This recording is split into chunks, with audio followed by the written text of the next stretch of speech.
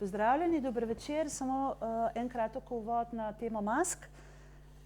S Tomažem sva se pogovarjala, pa od večine vas to dobila nekako pač privolitev, strinjanje, da glede na to, da je med nama dovoljšna medsebojna razdalja, pa tudi do vas, dragi gledalci, publika, prijatelji, kolegi, sosedje, mislim, da je dovolj razdalje, tako da sva se odločila, da snameva masko, ker bo to prispevalo tudi k bolj kvalitetnemu kulturnemu večeru in tudi mogoče malce boljši slišnemu razumevanju. Bova pa ostala na varni razdalji. Ja. Če se bomo pa kaj izbliževali, imava pa oba dva maske tudi preštimane, tako da si jih bova pa potem nataknila nazaj gor. Bom zdaj takoj dala Tomažu besedo, potem pa se bomo predstavljali. Zgodba iz knjige Zelo kratke zgodbe. Naslov je Mirko. Mirko se je rodil 28. junija 1991 v Ljubljani. Ker so ravno takrat zaradi spopadov zaprli vse ceste iz mesta, je moral ostati v porodnišnici dlje, kot bi bilo to običajno. Ker so šli staršema vojaki zelo na živce, so se preselili na mirno podeželje v Vukovar na Hrvaško. Tudi tam so se začeli spopadi. Ko je bil Mirko star 5 mesecev, se je družina končno prebila iz obleganega mesta in se preselila v bolj varno urbano okolje v Sarajevo. Mirko še ni bil star 1 leto, ko je tudi tam izbruhnila vojna in družina je bila ponovno ujeta. Šele konec leta 1995 jim je uspelo zapustiti Sarajevo. Ker so imeli dovolj neprestanih konfliktov v Evropi, so se odločili, da gredo v mirni in prijazni Afganistan. A že naslednje leto je tudi tam izbruhnila vojna. Odločili so se, da se ne bodo več selili in dočakali so konec te vojne leta 2001.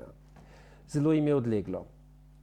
Ko je bil Miro star 19 let, leta 2010, se je odpravil na študij v tujino, v Damask, v Sirijo. Že naslednje leto ga je zajela vojna. Po dolgih letih se je Mirko, naveličan vseh vojn, odpravil v svojo rodno Ljubljano. Koliko časa bo imel Mirko tu mir? Hvala. Jaz sem zelo vesela, da je danes z nami Tomaž Deklevala-Pajne.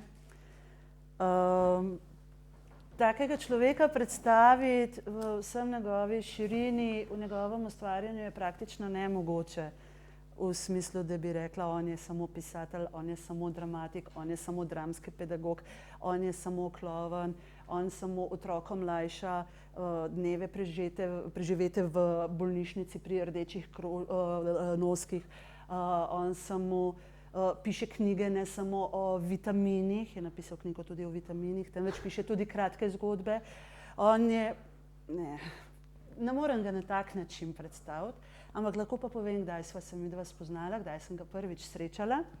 In sicer pred 7 leti, ko smo v kulturnem društvu pripravili drugo predstavo otroške gledališke skupine v sezoni oziroma v obdobju, ko sem jaz prevzela sodelovanje na ta način, sem izbrala tekst Tomaža in sicer je to Kje sem doma. Tekst je bil tako prisrčen, take fajn, preproste vloge, ampak vseeno zelo smiselne. Hitro je šel v ušesa, otroci so bili navdušeni, ko smo ga skupaj prebrali. Pa verjemite, na bralni vaji otroke dobiti, da so navdušeni, to ni zelo pogosta stvar. In ker so bili otroci tako navdušeni, so tudi pripravili odlično predstavo in sem Tomaža povabila, če nam izkaže čast, da pride na premiero, se je odzval, prišel s svojimi otroki, takrat sva se spoznala. In od takrat naprej spremljam njegovo pot, se pravi, kot gledališkega in kot literarnega ustvarjalca. Vmes ugotovila tudi, da je se pravi znanstveno podkovan, gledališko pedagogiko je v knjigi, vprašajte, kako je naslov? Igranje vlog in poučevanje naravoslovja. Ja, je celo pokazal oziroma navedel, kako se gledališko pedagogika, kako se gledališče lahko uporablja kot način poučevanja zapletene snovi, kot je varstvo okolja, na primer, in da otroci in mladi veliko lažje sprejmejo te vsebine preko igranja vlog. Zdaj smo pa tukaj z novorojenčkom, zbirko kratkih zgodb, zelo kratkih zgodb, zelo kratkih zgodb. Zelo, ja.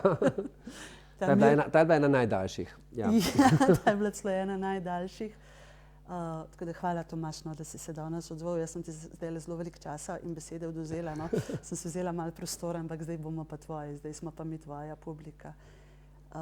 Jaz bi te vprašala, kaj si počel čez poletje? To je prva stvar, ki me zanima. Aha, kaj sem počel? Glede na to, da imam 3 otroke, sem bil veliko na morju z njimi. Ja, v glavnem to, pa veliko smo se dopisovali z založbo, ko smo pripravljali to knjigo, ker ravno poletje je to potekalo. No. Ravno julija, avgusta smo finiširali knjigo. Kako si prišel? Tukaj bi povedal, da je predstavnik založbe tukaj, pa sem zelo vesel, da to je prva knjiga pri tej založbi in smo imeli čudovito sodelovanje, no, tako res je bilo fino. So sprejemali vse te tvoje ideje o različnih likih. Se res, kdaj boš na oder postavil, ker se mi zdi, da je vsaka zgodba taka zelo odrska, zelo prizoriščna. Ja, te so zelo literarne, no, ampak moram povedati, da tako hecna zgodba je ta. Pač to je šlo v zbirki Frontier, ki je zelo uveljavljena zbirka, 30 let že izhaja, tako da in ko sem jaz pač se pogovarjal, je urednik rekel, veš kaj, Tomaž, manjka pa še uvodnik. Pa sem rekel, ne, te zgodbe ne rabijo uvodnika, to je brez veze, ne. Res, ni to taka knjiga, da bi imela uvodnik, ne. In on je pač rekel, ne, pa res, pa mislim, imej uvodnik, pa ne bomo imeli uvodnika, no, pa daj, no, veš, vse knjige v tej zbirki imajo uvodnik, ne. Ok, pa sem pa napisal uvodnik, ampak mislim, da bi ga rad prav prebral, no, ker mene je zelo zabavalo. No. Ne uvodnik, predgovor. Predgovor. Besedilo, ki ga trenutno berete, opravlja nalogo predgovora in v njem je zapisano nekaj, kar se načeloma prebere, preden se začne brati zgodbe, ki so jedro knjige. Ta predgovor nima drugega pomena. Je pa k sreči zelo kratek in se bo zdaj končal. In uredniku je bilo všeč. Evo, vidiš, tudi nam. Kako si prišel na idejo za knjigo? Oziroma, mogoče najprej predstaviš knjigo, kaj je. Kako si prišel na idejo, da malo več povemo o tem novorojenčku, ki je šla avgusta? Ja, jaz sem kar vesel, da se tale knjiga, zelo kratke zgodbe, nekako zdaj prijela. Jaz sem v bistvu najprej sem jo ponudil nekim 2 večjim založbam in obe sta odgovorili, fino je, luštno je, ampak to niso kratke zgodbe in mi jih ne moremo dati v neke svoje zbirke, kjer običajno izdajamo kratke zgodbe. Ne. Knjiga je dosti nekonvencionalna, težko se jo uvrsti v nek kalup, no, ampak tukaj v Kulturnem centru Maribor so pa veselo zagrabili in smo to naredili. No. Jaz imam zelo rad kratke zgodbe in ko sem jih bral, zdaj v Sloveniji je pravi preporod kratkih zgodb, zdaj je zelo veliko mladih avtorjev, ki pišejo kratke zgodbe in ko sem jih bral, v bistvu rabiš, tako kot smo danes narejeni, pa tako kot smo danes navajeni, rabiš kar velike ene koncentracije, pa miru, pa časa, da tudi kratko zgodbo prebereš, ne, ki je recimo čez, ne vem, 4-5 strani, ne. Mislim, danes smo tako, se mi zdi, narejeni, da se pri sebi vidim, no, da tako, pač moraš v minuti moraš dobiti tisto, no, pa tako. In potem sem si nekako zadal, najprej sem se samo igral, no, potem sem pa tako, kako bi v bistvu neko tako, recimo, da naredim kratko zgodbo o osamljenosti ali pa o strahu pred smrtjo ali pa o nekih teh velikih občutkih, ki jih imamo, pa da skrčim na minimalno število besed, pa da bo vseeno močno sporočilo vam prišlo, no, pa da bo zabavno, ne. In v bistvu to je bil nekako en tak poriv, no, da sem potem se igral. Ogromno pa, praktično 1 leto sem hodil okrog z eno takim beležko majhno, s trdimi platnicami, da je zdržala. In sem v bistvu, če sem tako koga videl ali pa kaj doživel, pa sem si kar napisal, pa sem potem v bistvu iz teh vtisov kar veliko teh zgodb potem ven potegnil. Tako da recimo marsikatera zgodba o kakšnem človeku je, ne bom rekel čisto tisto, kar se je zgodilo, ampak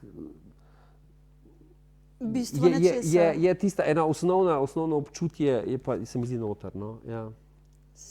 Pač te zgodbe smo lahko spremljali tudi prek spletne strani, ne? Ja, in potem sem jaz v bistvu gotovo, da te zgodbe so super za splet, tako da sem na spletni strani založbe zdaj v bistvu že kar nekaj časa, vsak par dni objavim eno, pa dam še fotografijo, ki nekako paše zraven, tako da in je čudovita branost, no, tako pač zelo dobro so sprejete, ja. Ker tudi na spletu fino delujejo, no, ker so take kratke, no.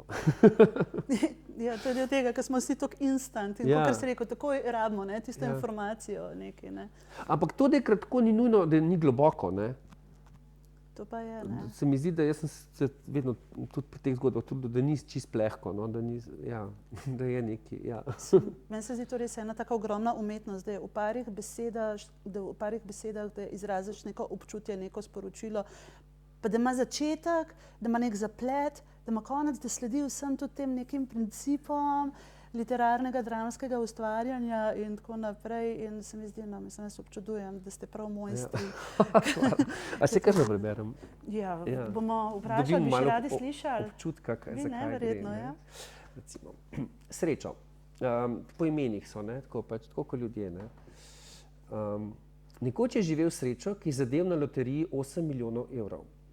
Ko je to izvedel, je najprej poljubil svojo ženo, potem pa je odšel v službo do svojega nadrejenega in dal odpoved.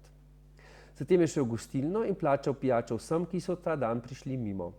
Kupil je veliko hišo z bazenom in še eno na morju in zelo nizek športni avto s pomično streho. Z ženo hiš in avta nista uporabljala dolgo, saj sta se odpravila na dolge počitnice v najboljši hotel na Sejšelih. Po 2 letih je Srečo, potem ko je prodal obe hiši in zelo nizek športni avto s pomično streho, prišel do svojega nadrejenega in ga prosil, če ga vzame nazaj v službo. Doma mu je bilo dolgčas, pa tudi prijatelje iz službe je pogrešal. In Srečo je imel srečo, da ga je nadrejeni takoj vzel nazaj. Spet ena taka poanta.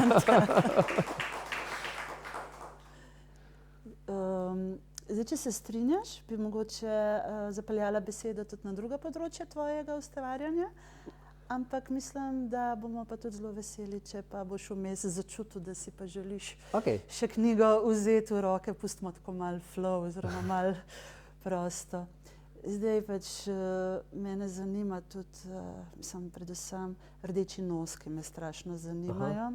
Spomnim, enkrat sva bile s hčerko na pediatrični kliniki in zagledam enega zelo visokega klovna, ki mi je bil znan. Gledam tega klovna in maham temu klovnu in ta klovn me ošine, se zasmeji, ampak je ostal klovn, se ni prelevil nazaj v Tomaža. Ampak odkje je to, kako to, da si pristopil k rdečim noskom, kaj ti to daje? Kako te sprejemajo otroci, kako te zaposleni sprejemajo?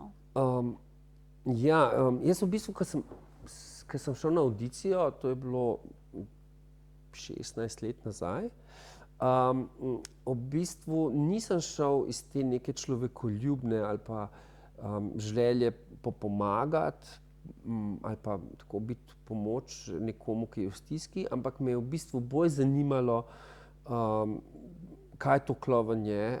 Nekako se mi je zdelo, da je to eno področje, ki bi bilo zame, ampak nisem ga pa poznal, no. In potem, ko smo začeli tam delati, sem spoznaval ta svet, in potem je prišlo tudi to, da vidiš, da to je toliko lepo, no. Jaz zdaj nekako več delam s starimi, in mi je celo lepše, no, kakor z otroci delati, ker se mi zdi, otroci tudi če so bolni, so še vedno otroci, so še vedno igrivi, so še vedno veseli, ampak pri starejših je pa res to, da prav čutiš, kako prineseš neko pozitivno energijo, neko veselje do življenja in čutiš to nazaj, no, tako da zdaj pa tudi to, no. Ampak drugače pa smo potem nekako razvijali to klovnovsko gledališče, pa še v kolektivu Narobov, temu rečemo danes sodobno klovnovsko gledališče, sodobni kloven, ki je brez nosa, pa tako, ne, mislim brez rdečega nosa, ampak gre pa za te principe gledališča, kjer, a čem to razlagati, ker to je tako zapleteno? kjer ne igraš lika, ne, ampak se v bistvu odzivaš na občinstvo in potem, ker občinstvo neko informacijo da, to popelješ naprej in v bistvu klovn je tako kot majhen otrok, ki vedno mamo pogleda, ne. Pač vidi nekaj in potem mamo pogleda, a je to zdaj v redu ali ni, ne. Tako pa klovn v bistvu gleda občinstvo, ne. Pač nekaj vidi, kaj pa je zdaj to, kaj čem zdaj s tem, je to dobro ali slabo, kaj ne. Ne, tako, ja. No, ampak mogoče malo bolj, da poaktualiziramo zdaj s temi maskami in razdaljami in tako naprej. Kaj se v tukaj zgodi? Kakšne so tukaj spremembe, ki jih mogoče opažaš? A je trenutno pri rdečih noskih, tisti, ki delamo, zdaj že 20 nas dela za njih, zdaj v bistvu ne moremo v inštitucije več, oziroma otroške bolnišnice so 3, kjer se v Sloveniji še hodi, velika večina je zaprta. Tako da zdaj, ko to, kar delamo parade okrog domov za stare. Tako pač gremo okrog, sploh ne gremo noter, ne, tako da je vse nekako varno. Ja, mislim, ljudje so željni dotikov, ljudje so željni bližine. Ja, to je moj komentar, da vsi še bolj pogrešamo objeme. Že mogoče že prej, ne, sploh ljudje, ki mogoče malce odmaknjeno živijo, ne. Mislim, vsi rabimo se objeti, no, mislim, to res rabimo, no. Ja, hvala za aplavz, ker se strinjam s tabo, tudi jaz čist. Ste pa zdaj pač imeli tudi nekaj nastopov za Crkant in pa drugačno smo se pa klovni, ker pač mi nismo člani društva Rdeči noski, tako da nimamo tako zelo veliko vpliva, kaj bo društvo delalo, pa smo ustanovili potem svoje društvo, ki je Društvo za sodobno klovnovsko umetnost, mi pa zdaj v bistvu kar nekako gojimo klovna in bufona, to je nam razlagal, to je predkloven, no, tako. Tak primaren, grof. Ja, bližje vaškemu čudaku in dvornemu norčku, no, nekdo, ki izstopa iz socialnega okolja in ni vpet v te socialne strukture. Ampak je na odru zelo zanimiv, ne, ker pač krši pravila. Ja, in to zdaj pa zelo intenzivno gojimo, tako da ja, za Crkant je pa predstava, ki jo igramo in je taka kabaretnega tipa, tako da imamo ves čas nekak nov program, no. Pač skozi delamo nove stvari in potem zamenjamo recimo četrtino programa, pa naslednji še četrtino, tako da nekako. Ampak ste pa kar tako stalna ekipa, ne? Sem, kolikor vas spremljam. Nekaj časa je tudi Andrej Zupančev tudi z vami sodeloval, ampak zdaj ga nisem zaznala zadnje čase. Se pravi Trzinc, ne? Ja, on je eden redkih, ki se v bistvu zelo poglobljeno tudi s klovnom ukvarja. Sicer je specializiran nekako za otroke, ampak ne samo, ne. Ampak recimo v Sloveniji nas je teh, ki v bistvu se s tem žanrom ukvarjamo 7, ne, tako da pa smo skupaj, ne. Pa ste pa gledali. Zdajle te pač ne bi povabila, da nam kaj demonstriraš. Mislim, da bomo poskušali vas dobiti v Trzin, upam, da bo priložnost, tudi da nam ne bojo pač kratene, rekla, možnosti, da povabimo predstave v Trzin. Kaj je tebi najljubše od tega, kaj počneš? Vem, da je to grozno vprašanje, ampak a je kakšna stvar, ki jo izpostaviš, da se boljš počutiš, ko delaš, pišeš, ustvarjaš se v nekem temu ustvarjalnem toku, ali ti je boljše z ljudmi? Jaz mislim, da vsi, ki delamo gledališče, ne, imamo v bistvu to željo, da bi delali predstave. In to je najlepše, ne. Ta energija, ki si na odru, pa dobiš to energijo od občinstva, pa skupaj z občinstvom ustvariš nekaj, ki je težko oprijemljivo, ampak neponovljivo, ne. To je najlepše, ne. In recimo ta korona, to je pač zdaj zelo težko delamo, ne. Saj nekaj delamo, no, samo je zelo zavrlo to, no. Drugače pa tudi jaz zelo uživam, ko pišem, se zelo zabavam. Se mi zdi, da moje to, kako se na odru zabavam, pa kako na odru delamo take stvari, kako razvijamo karakterje, mislim, like, kako pletemo zgodbo, da to se v bistvu tudi v mojih literarnih, da to vpliva na to, kako jaz pol literarne stvari pišem, no. jaz upam, da se čuti ven tudi ta živost. No. Tako da, ampak to je pa najbolj pogrešam. Moram reči, da zdaj tudi kemijo pogrešam. Jaz sem namreč kemijo študiral in imam blazno rad magistriral, ne, si pravzaprav s tem delom igranja vlog. Pa sem šel še, po diplomski sem šel na kemijsko izobraževanje, pa sem tam povezal to moje gledališko ustvarjanje pa kemijo, ampak zdaj, ko v bistvu delam samo gledališče pa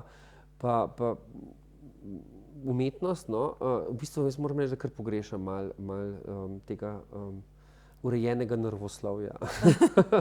Ki lahko ločiš, točno veš, kjer element ali pa kjer razpojina. Pa pravila so jasna, pa ni tako. Tukaj pri umetnosti je vedno to, pač z tega vidika lahko tako pogledaš, z drugega vidika pa tako pogledaš. Pri nervoslovju pa z kateregakoli vidika pogledaš je enako. Ne? Je jasno.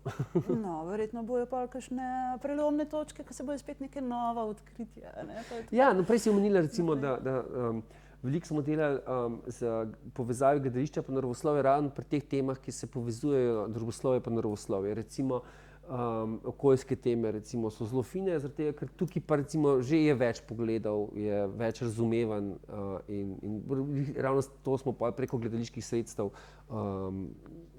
s tem smo se igrali, to smo raziskovali z mladino. To so tudi prav teoretična izhodišča, tudi utemeljena, tako dela, napisana, recimo ena taka najbolj osnovnih tehnik je, kako se učitelj oziroma se igralec v nekega eksperta, plašč eksperta. Ne? A bi probala demonstrirati to, pa bi, če bi nam publika malo pomagala? Ja, ampak pa se moramo zbližati, ne? Ja, to bi težko tudi malo. Mogoče, če poveš, to so neke take tehnike, ki jih učitelji lahko uporabljajo. Je pa pri učiteljih naravoslovja en zelo velik strah pred vsem, kar ni obvladljivo na prvi pogled. Ne. In recimo, to sem pač opazil, ko sem jaz začel tudi delati in tudi, ko sem svojo magistrsko pisal, moji profesorji so tako me gledali, kaj se ti greš, kaj je to? Pa bodo pa narobe odgovorili. Ja, bodo narobe odgovorili, ampak tako se učimo na napakah. Tako, je kar strah pred ustvarjalnostjo, no, pri učiteljih naravoslovja.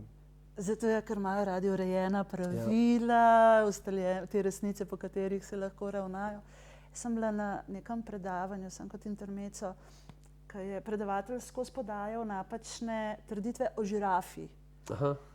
In smo ga v bistvu demonstriral, nam je nek način učenja in je on skozi podajal napačne trditve o žirafi in smo ga mi popravljali. In pol na koncu smo ugotovili, da ogromno vemo o žirafi, ne, potem, ko je zbral vse skupaj.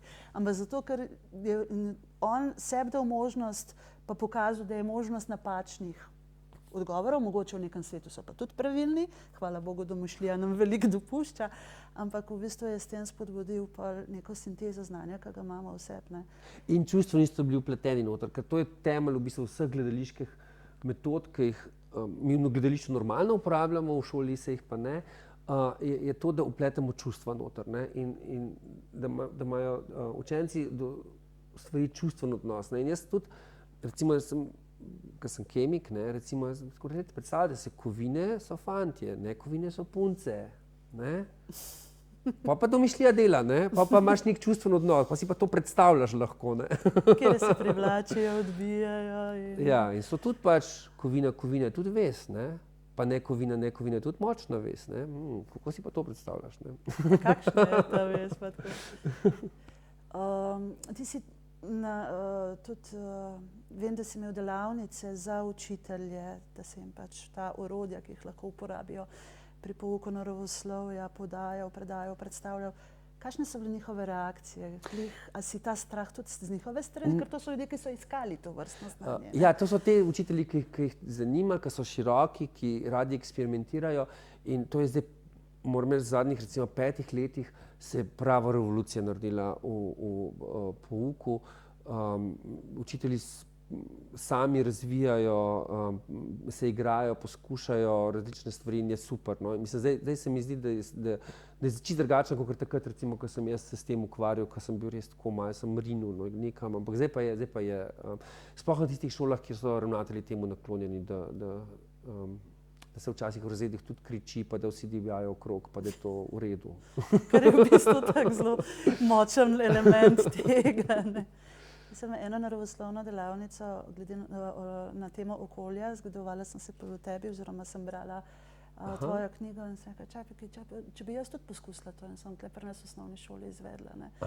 In sta bile obe učiteljici v 2 razredih 5. razreda sem to izvedla, sta bile obe dve malo zmedeni videti, pa skozi je bila tista tendenca, da bi otroke šušali, ampak če daš ti otroke v skupino in daš naloge in oni se morajo dogovoriti, kaj bojo naredili, kaj bojo pripravili, uporabiti tiste materialne, vizualne ali pa rekvizite, karkoli jim pač ponudiš, nekaj slikovnega materiala. In sem jaz vsako učiteljico na stran se morala malo pogovoriti. Težko se jo zmenili, če bojo tih, ne? Če morajo biti tih. In je bil šundor v razredu, ampak ko se je pa vse skupaj uredilo, ko je pa pač prišlo celo do mini prizorov, sicer so bile predstavitve, ampak s pomočjo dramske pedagogike so bili to neki krajši prizori. Takrat sta bili pa obe dve učiteljici zelo, zelo očarani. Aha, kaj so videli, kaj ste nek rezultat videli? Ker so videli, da se da tudi v kaosu. Je pa tako, no, pa smo pa se pogovarjali o tem, pa pravijo, veste, vi kle pridete, ne, za 2-3 urce, ste nekaj novega, ste nekaj zanimivega za njih.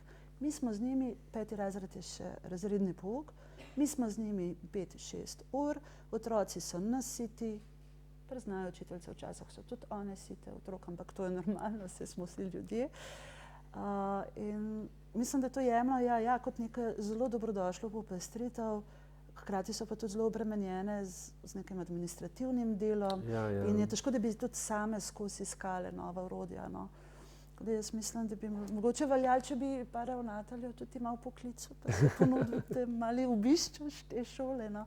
Ampak sigurno, če ne drugega, da pač otrokom res se malo razburka ta njihov vsakdanjik in pa tudi učiteljicam. Ne.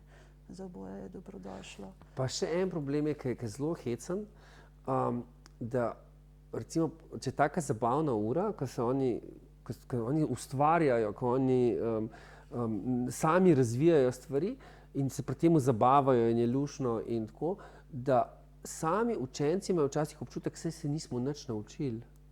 Saj smo se sam zabavali, ampak v bistvu so se naučili veliko več, ne? Seveda, ker so sami se morali sestavljati stvari. Ampak je tako hecen, ne, da sami pa reče, pa saj ne, ker se mučaš, pa ker moraš skozi neko besedilo se prebiti, ali pa nekaj moraš težkega izračunati, to pol je, ne, to je res, to je, ne. To pa, če se imaš pa fino, to pa ne, to pa ni legitimno. Ja, ni čist fair, no, tako. Moraš se matrati. Moraš se matrati, no. Jaz bi se malo vrnila k tej tvoji knjigici. To se meni zgodilo, ker sem zgodbe brala v tiskani obliki. Pač nisem knjigo vzela v roke, sem pa spremljala vse te spletne objave, ki sem jih prej omenila, ne. In v 2 besedah ali pa pač, ne vem, v 2 vrsticah, vem, da so ene res ekstremno kratke zgodbice, se mi je zdelo čisto preveč zabaven, da bi se jaz lahko nekaj iz tega naučila. A v istem trenutku me je pa kliknilo, pa Madonca, no, tisti aha moment. Podoben princip, kakor smo se zdaj pogovarjali. No. Ja. Jaz vam seveda absolutno to priporočam, tele knjigice, da jo vzamete v roko. Bi mogoče še kaj prebral? Ker sam blbetava, ne. Še kaj. Jaz uživam sicer v klepetu, ne, ampak. Niko. Nekoč je živel Niko, ki ni imel čolna. Tudi violine ni imel. Niti žene. Nikoli ni imel noric ali škrlatinke, še potrpežljivosti ne. Ni imel dolgov in ni imel talenta za risanje. Živel je, dokler mu ni odpovedalo srce. Potem Nika ni bilo več. Pač Niko, ne? Niko. Ja, in to je to, kaj tisti aha moment, pa ja, prebereš, se ti zdi fajn, upa, mislim, pač meni je malo tako. A se kdaj tebi zgodi, da se skregaš s svojimi junaki?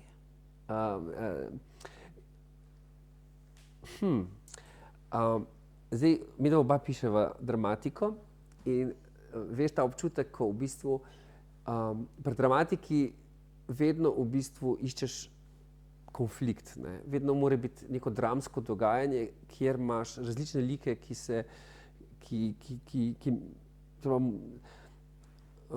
motivacija enega lika je nekam, motivacija drugega lika je nekam in potem pridemo do nekega konflikta, ne? In v bistvu, ko pišeš dramatiko, v bistvu iščeš težave, ne?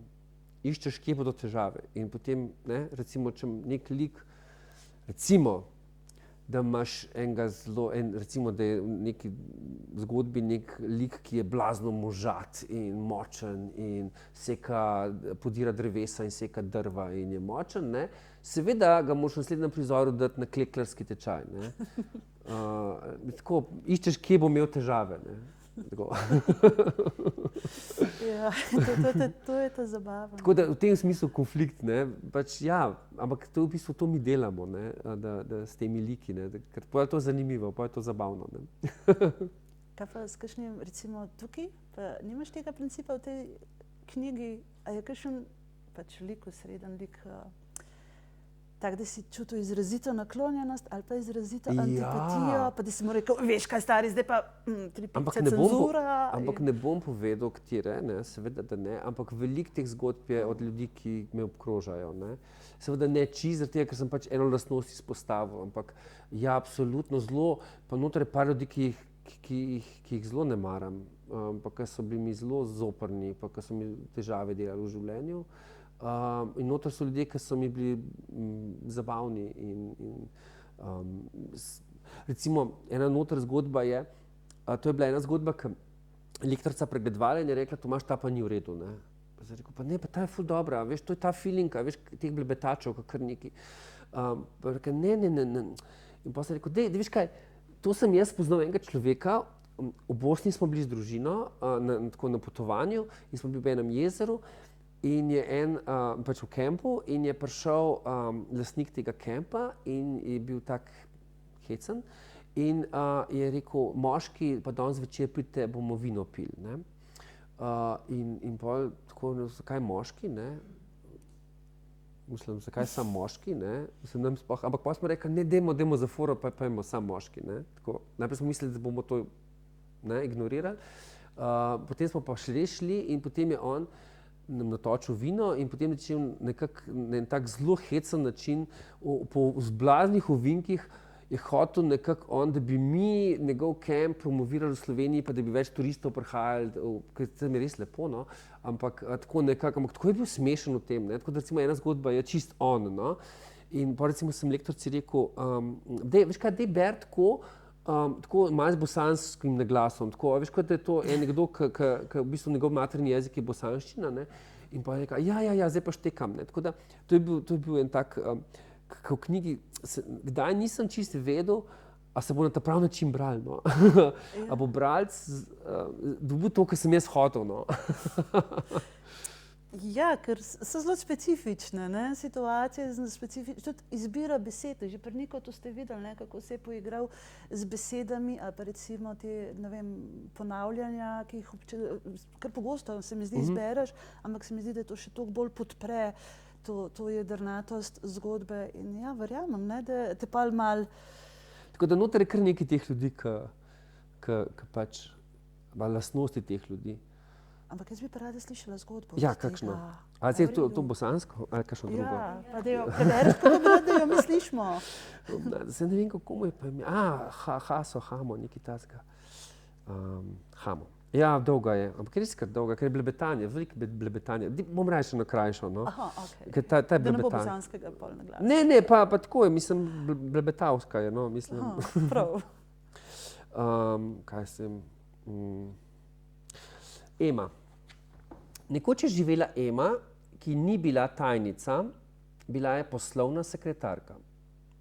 Ni zaključila srednje šole, ampak je pridobila strokovno izobrazbo. Ni hodila v službo, ampak je ustvarjala kariero. Za svojo plačo, ki je bila minimalna, je rekla, da je konkurenčne višine. Delala je v majhnem podjetju, ki je komaj životarilo, a govorila je, da je del start-up podjetja. Doma ni imela razmetano, ampak je bil tam ustvarjalni nered. Mož, ki je vse dneve preživljal v gostilni, ni bil alkoholik, ampak je bil družabna oseba. Sin ni opustil šolanja, ampak je šel novim izzivom naproti. Družina ni razpadla, ampak so imeli le inovativno dogovorjena razmerja. Ko je umrla, so rekli, da je odšla živeti na drugi svet.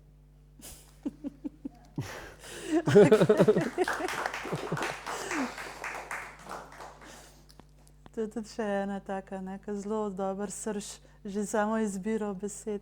Hecam, ker v bistvu je zelo tragično, pa smo se smejali. To je meni toliko lepo, to je meni toliko lepo. Res, ker v bistvu mislim, ja, da, ja. Sem bila pa presenečena, ker sem pa videla, da si napisal pa tudi knjigo o vitaminih.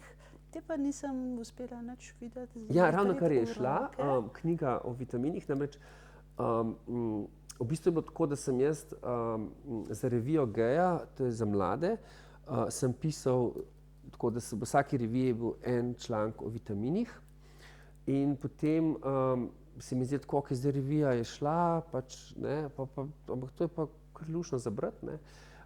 Pa sem potem sam to skupaj dal, pa malo uredil, pa tako.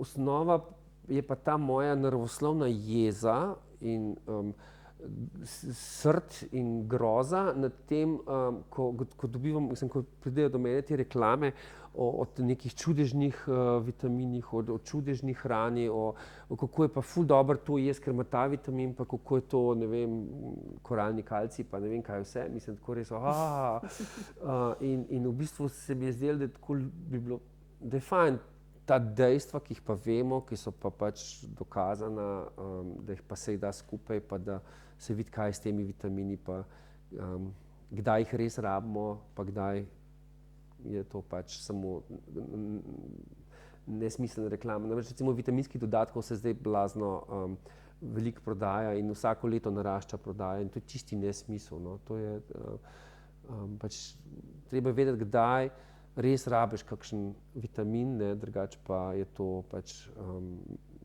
res. Jezen sem. Ja, se tako prav energija spremenila.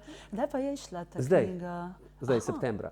Ja, avgusta kratka zgodba, ja. Septembra vitamini, kaj nam bosta oktober pa november prinesla. Čim več dobrega, upam. Ampak kaj, te vitamini, se res priznam, da jih nisem dobila v roke, to so pa pisani iz bolj znanstvenega stališča? Ne, tudi je poljudno zelo je pa v bistvu, ker v osnovi je pisano za mlade. Tako da to, ker sem pa zdaj dobil prve odzive, pa tudi da odrasli radi preberejo, ker je en tak zelo enostaven način, tako da ni nič zelo zapleteno kemijskega, ampak res pač te življenjske situacije, kdaj pa pride do pomanjkanja kakšnega vitamina, pa te čisto luštne zgodbice, no, saj verjetno kakšne tudi poznate, kaj se je dogajalo, ko na ladjah, ko ni bilo C vitamina, pa so zobje frčalo, tako, pa kako je rahitis prišel zaradi tega, ker D vitamina niso imeli otroci, pa veste, recimo največ se je rahitis, znanstveno so začeli raziskovati, zakaj se je v delavskih naseljih v Veliki Britaniji med revnimi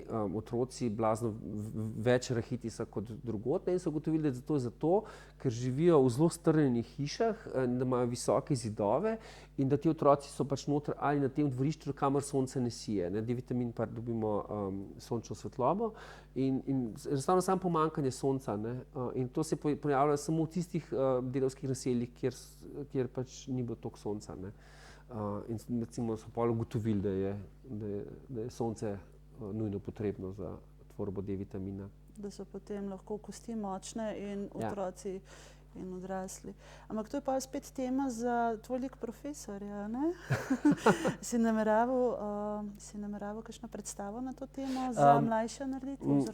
Ja, zdaj igramo eno predstavo, smo pred korono igrali, zdaj je ustavljeno. V Cankarjevem domu smo naredili predstavo o Marie Curie, kjer sem v bistvu jaz tako združil svoja kemijska pa gledališka, tako da imamo eno zelo luštno predstavo Neustrašna raziskovalka, Marie Curie in radioaktivnost, ki je za mlade tam zadnja triada osnovne šole pa prva letnika srednje šole, pa predstavimo radioaktivnost na en tak zabaven način, no, pa življenjsko pot Marie Curie, tudi je malo feministična predstava. Ne, pa se je treba zavedati pač o vrednosti različnih ljudi, pa njihovih znanstvenih doprinosih, ne glede pač moški, ženska, ampak predvsem prispevki njihovi. Ona je bila res tako, pač, bila je pa na prvih teh res velikih znanstvenic, ne. Tako da jo je fino tudi, da je to za vzor, ne. Tudi mladim dekletom, ne, absolutno, v bistvu, recimo. Vem, da je ena luštna knjigica Zaporedne punce, potem so pač vzornice oziroma so ženske, ki so veliko vpliv, ali bodi si na področju znanosti, politike, raziskovanja, družboslovja, pa zgodovine nekako, da so vplivale, no, in glede na to, da imam najstnice, se mi zdijo take stvari super, ne. Ampak te vitamini se mi zdijo res ena taka fajn stvar za predstavo. To te pa še ni nič nesel v to smer. Zaenkrat je takole, no. Zaenkrat je med pletnicami in v papirnati obliki in bo šlo naprej. Zdaj, glede na čas, bi pa zdaj malo vas vprašala, je kakšna stvar za našega gosta, ki bi vas posebej zanimala? Imate kakšno željo, vprašanje za njega? Maske ovirajo dostop do nas? Ali bi si želeli mogoče kakšno zgodbo še slišati? Še kakšno preberem, ja.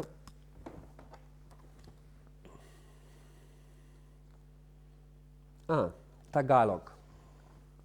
Nekoč je živel Tagalog. Rad se je igral pred kočo s svojimi vrstniki, pogosto so odšli tudi v gozd in iskali umenge in gurame.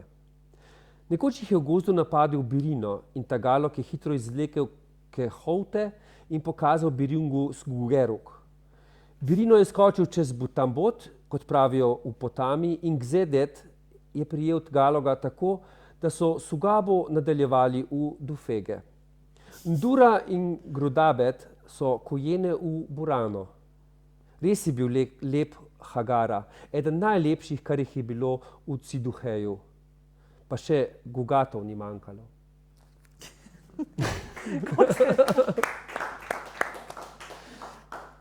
Jaz priznam, da jaz nisem razumela.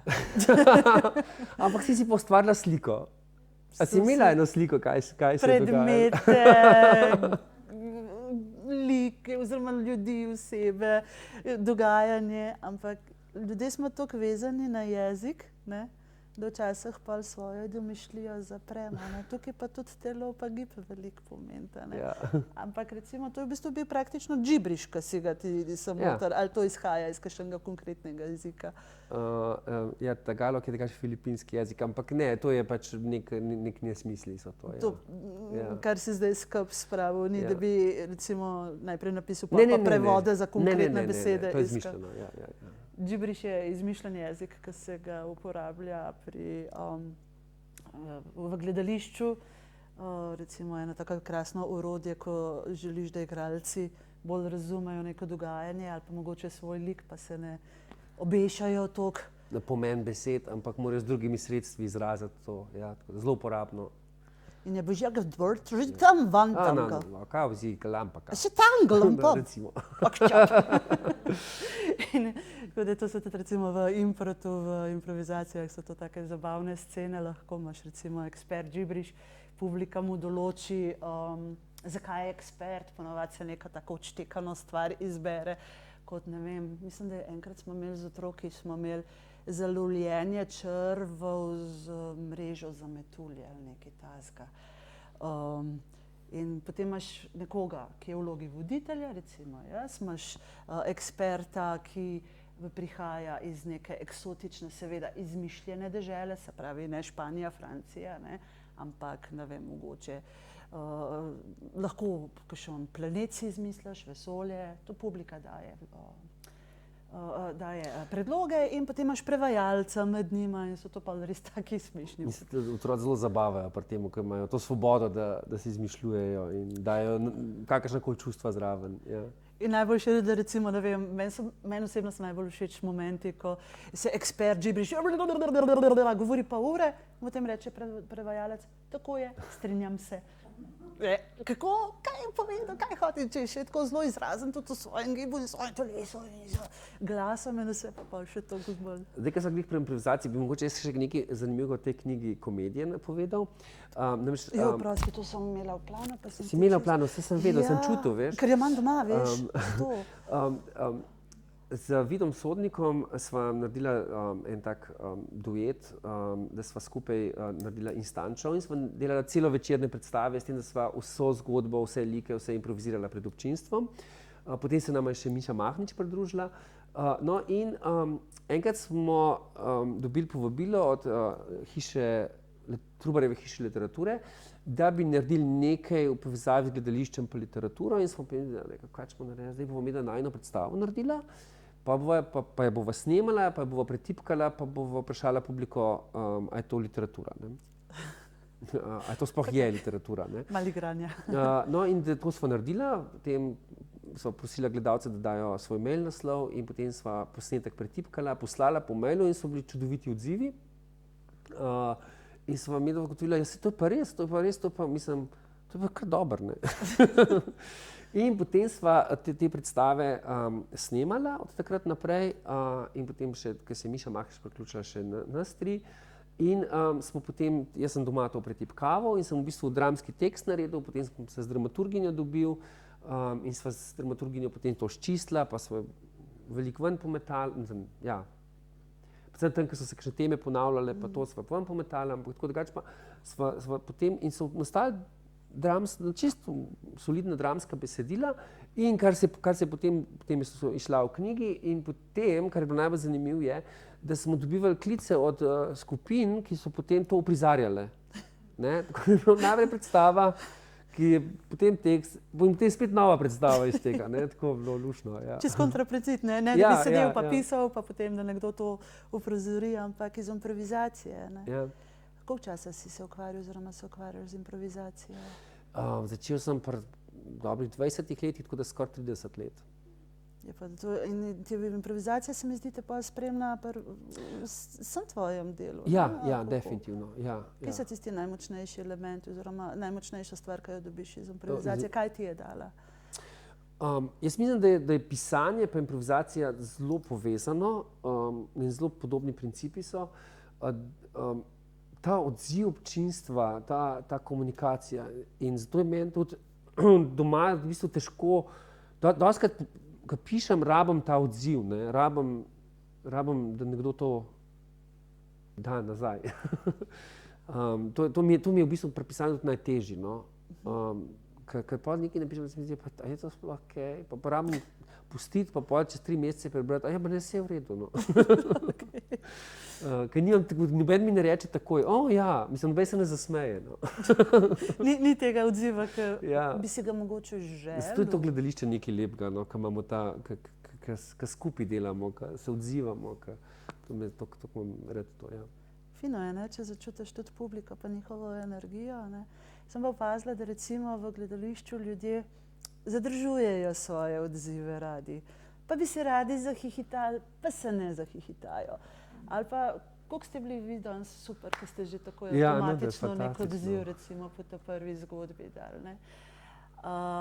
Recimo z otroki mi delamo večinoma muzikle, ampak se publika boji sprot ploskati. Da bo zamudila Ja, da ne bojo zdaj otroci tam na odru zafrustrirani, da jih ne bojo zmotili, da ne vem kaj, in smo začeli spodbujati. Ne tako, da morajo ploskati, ampak smo rekli, če želite ploskati, kar izvolite, ne. A še kakšno preberem? Ja, z veseljem. Ta bo pa res kratka. Vid. Nekoč je živel vid, ki je bil slep. To je bilo smešno vsem, razen njemu. No, tudi njemu je bilo malo smešno.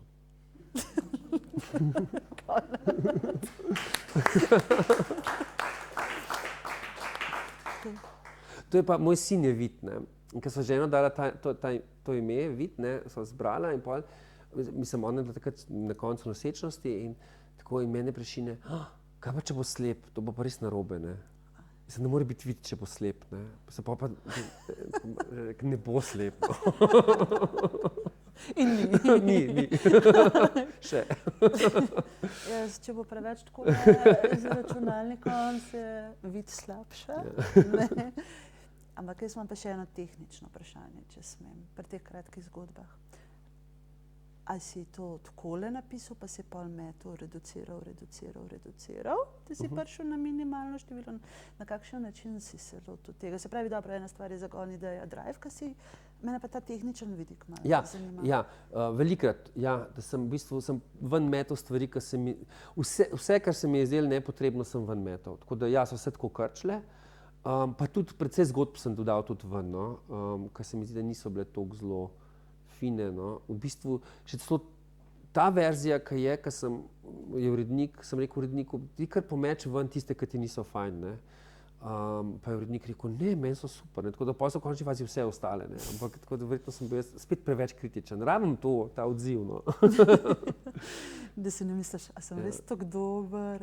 Sam se mi zdi, da je to ena taka stvar tistih, ki recimo, ko ustvarjaš res iz sebe, pa nimaš tega direktnega odziva, je to res težko, ko čakaš pa tisto, kaj bom pa jaz zdaj kle nazaj dobil. Pa imaš lahko občutek, wow, ful mi dogaja, tako po domač povedano, koliko sem noter, koliko je super. Ne? In čez 2 dni to prebereš in a res, ali kaj? Pa čez 2 dni spet čisto nadušen, čisto hektičen in pa spet. Se mi zdi, da mogoče sebe tudi malo pod avtorje že prištevam, da smo malo čudaki tukaj v tem smislu. Ja, počasih res veliko energije vložiš v nekaj, kar pa nisi zadovoljen. To se v gledališču tudi dogaja. Z enim prizorom se ukvarjaš blazno, iščeš, pa veš, kaj bi rad, pa ne pol ni, ne. Mislim, boš ga je ven vršt, ne. Ja, tudi, ko postavljaš predstavo na oder, koliko teksta se sčrta, koliko se ga spremeni. Dobro, malo je treba pač avtorske pravice, pa to upoštevati odvisno, kakšne vrste tekstu vzameš, a ga ti pišeš, soustvarjaš ali ne. Ampak jaz recimo vem, ko vzamem že obstoječ tekst, jaz vedno avtorja vprašam, če je v redu, da ga priredim po svoje. Ne. Vedno razložim, ja delam z otroki, ne bo komercialna predstava in tako dalje. No. In kako se, to mi še pove, kako je pa tebi, ko vidiš svoj tekst uprizorjen? Se pravi, tekst, ki si ga ti napisal, pa te nekdo recimo povabi pogledati predstavo. Kakšni so tvoji občutki? Vedno je to zelo dolgo časa po tistem, ko sem se z besedilom ukvarjal. Tako da jaz imam dosti tako odtujen občutek in dostikrat v bistvu gledam predstavo in potem tako mislim, a je to, tako, ja točno, to sem pa isto naredil kot tam. Tako v bistvu bolj, ga ne čutim kot svojega. Pa tudi v interpretaciji nekoga drugega je in ga je tisti človek posvojil in je tisti človek zdaj na svoj način povedal to. Ne? Tako da nimam tega občutka, da bi bilo to moje besedilo več. No? Ja. Da bi ena kokoška na jajčku sedela. Ne, jajček je že bil piščanska, se razvil in šel v svet in vse. Ne? Je pa verjetno zanimivo, ne? Doživetje vseeno. Mislim, recimo pri teh komedijah, ko sem videl, ko so se ljudje na pamet učili to besedilo, menim tako, pa jaz sem si to zmišljeval. Zdaj se pa na pamet učili, pa koliko je to hecno. No? Ampak ampak vse je logično. Vsak tekst si je nekdo izmišljeval, ga ni, upajmo, da ga ni kopiral. Ne? Super. A je kaj tazga, ki bi pa tudi ti še mogoče želel izpostaviti, pa jaz nisem uspela, da pride do tega? Ne. Totalno mi je lepo. Jaz sem bil v Trzinu, preden sva se midva spoznala v tej dvorani, v tisti dvorani. V Kulturnem domu? V Kulturnem domu, ja. Mi smo imeli gledališko improvizacijo, te improliga smo imeli kar dosti na začetku že tam. A je Imelda slučajen? Ka so na oknu eni plesali. To je bilo pa... Imelda je bil nek sponzor. Ja, Imelda je bil sponzor, ampak so 4 ekipe tekmovale v improvizaciji in so v otvoritveni točki Trzinci plesali gor na unih oknih, ti je tukaj znano. Tega se ne spomnim, spomnim se pa, da je enkrat Mojca Širok vodila improtekmo v Trzinu. In jaz sem tudi igrala takrat. A ti si igrala? No, vidiš, pa sem te jaz prej videl. Se nismo tako izgleda zavohali. Ja, to so bili še zlati časi, ko so bili še Radio Študent, pa Ana Monroe. Ti si bil pa pri kateri skupini? Pri Pilotih.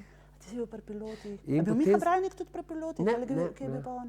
Ne, on je, ne vem. Ampak se ga spomnim, enega Supermana imel fantastičen dom.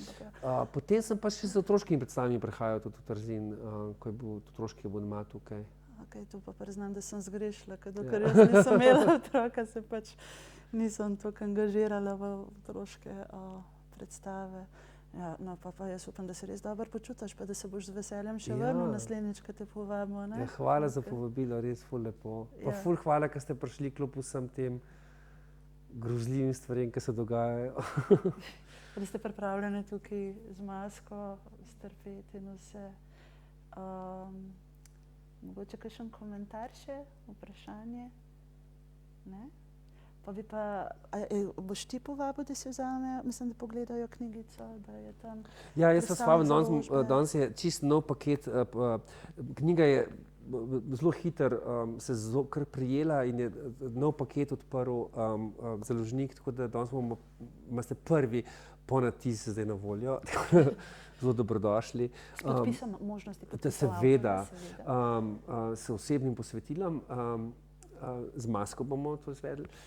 Tukaj so pa še ostale moje knjige, pa so na voljo, da jih lahko kupite. Vse danes, te so vse s 50% popusta. Kar je odlično. Razen vitaminov, ki so pa čisto nova po zakonu o enotni ceni knjige, ne sme biti danes popusta, ampak če pa to kupite, dobite pa še kjerkoli drugo zraven. To pa je. Še enkrat najlepša ti hvala, da si bil naš gost. Zdaj pa še jaz te iskreno nisem za ploskam.